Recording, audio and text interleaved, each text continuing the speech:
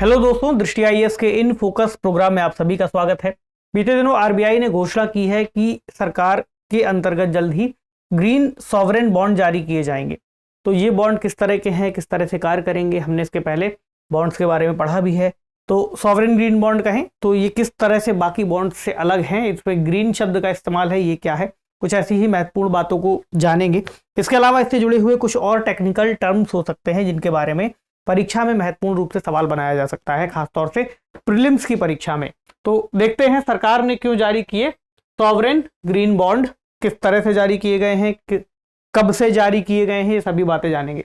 तो green bonds out January 25, what they are, what they mean for investors and environment, कह सकते हैं पर्यावरण के लिए, निवेशकों के लिए किस तरह से उपयोगी होंगे, क्या इनका मतलब होगा। तो चर्चा क्यों की जा रही है इस पर थोड़ी सी और बात कर लेंगे।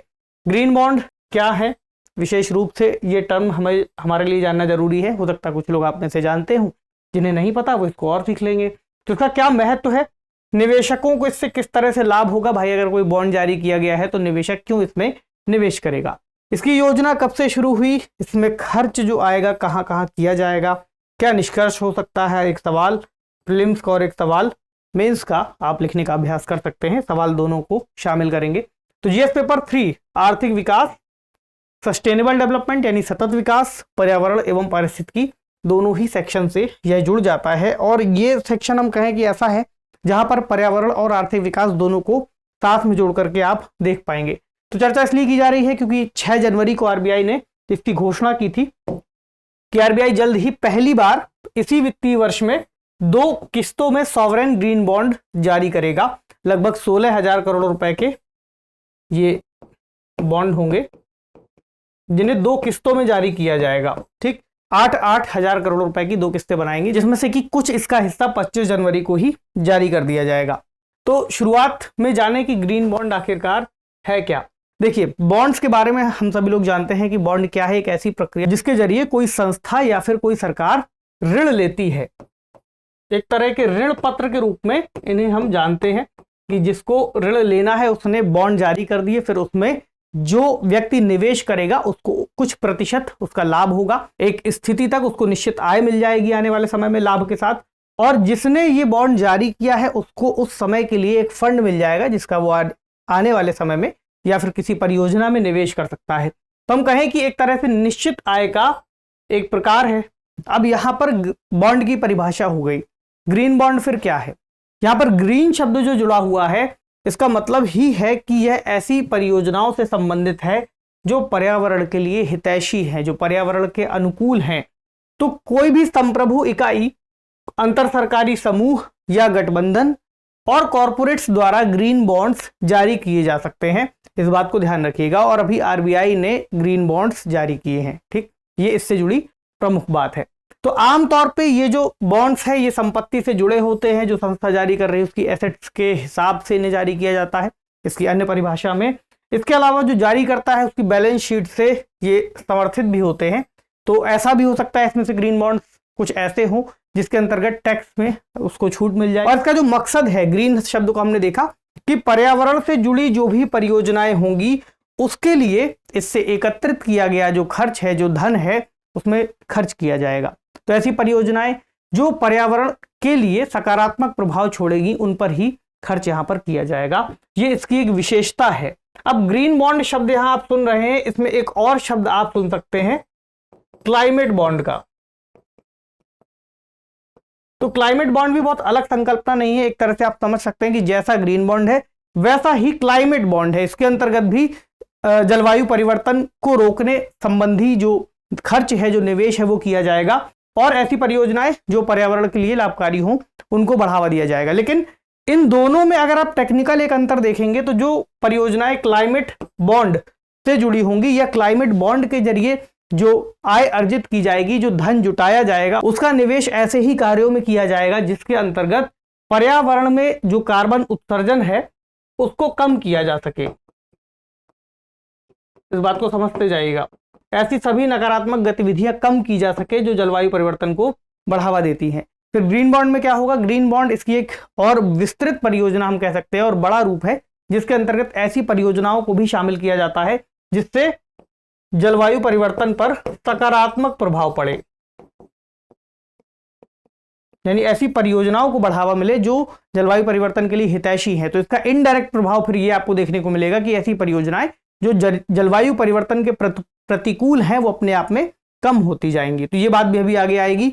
इसकी जो रूपरेखा है 9 नवंबर 2022 को जारी की गई थी ग्रीन सॉवरेन बॉन्ड की। इसका महत्व क्या है? पहला, जलवायु परिवर्तन से जुड़ी हुई जो चुनौतियां हैं उनको रोकने में, क्योंकि जब फंड आएगा, आपको याद होगा हमने COP 15 के अंतर्गत चर्चा की थी, फंड को लेकर के COP 27 के अंतर्गत चर्चा की थी कि जो भी परियोजनाएं देश आपस में बैठ करके डिसाइड करते हैं, जो भी वो तय करते हैं नियम कि आने वाले समय में देश किस तरह से जलवायु परिवर्तन को रोकने के लिए कदम उठाएं, और जलवायु परिवर्तन का ही एक प्रभाव जो जैव विविधता के गिरावट के रूप में देखने को मिल रहा है उसको कैसे दूर करें। तो CBD की जो बैठक हुई थी COP 15 और कॉन्फ्रेंस ऑफ पार्टीज की क्लाइमेट चेंज से रिलेटेड जो बैठक थी जलवायु परिवर्तन से संबंधित, वो थी COP 27, आपको याद होगा। अब यहां पर हमने एक और बात समझी थी कि इनके पास दिक्कत जो आती है वो आती है फंड की।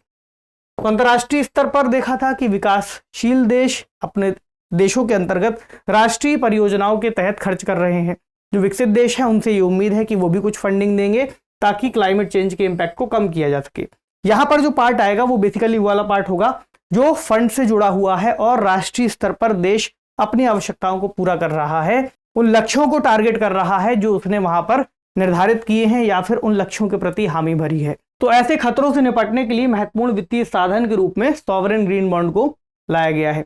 विश्व बैंक की एक संस्था है इंटरनेशनल फाइनेंस कॉरपोरेशन IFC, इनके मुताबिक जलवायु परिवर्तन से समुदायों और अर्थव्यवस्थाओं को खतरा है और कृषि, भोजन और पानी की आपूर्ति के लिए इससे जोखिम आ सकते हैं।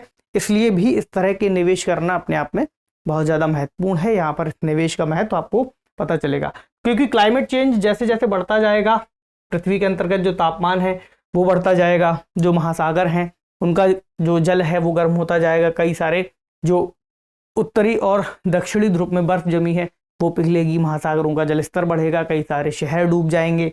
तो आपको ये वाला इम्पैक्ट समझ में आ जाएगा अर्थव्यवस्था का।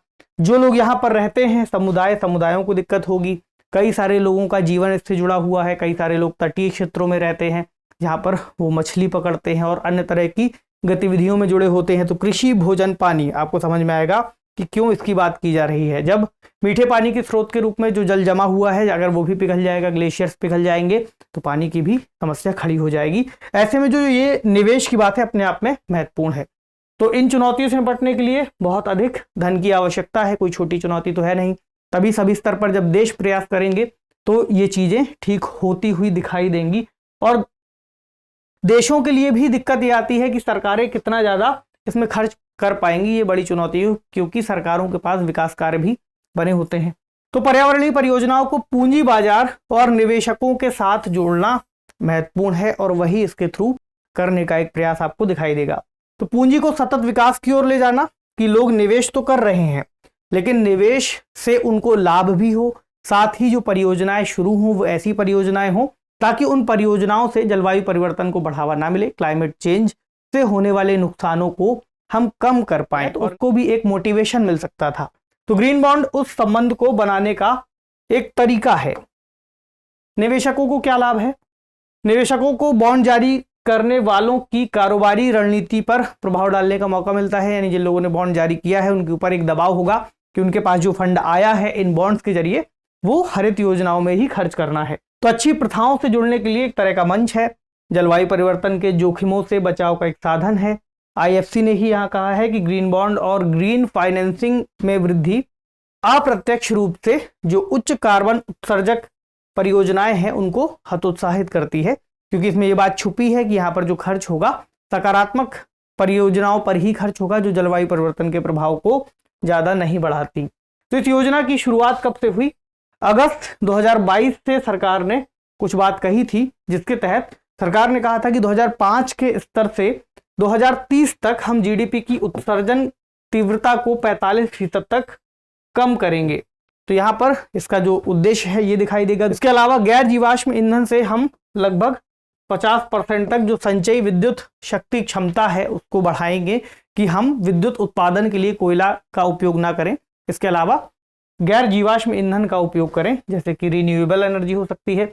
इसके अलावा अर्थव्यवस्था की कार्बन तीव्रता को कम करना, यानी ऐसी गतिविधियां जिसके अंतर्गत कार्बन उत्सर्जन बहुत ज्यादा होता है उनको धीरे धीरे कम करते जाना। इसके अलावा तकनीक को बढ़ावा देना ताकि कार्बन उत्सर्जन और कम हो सके।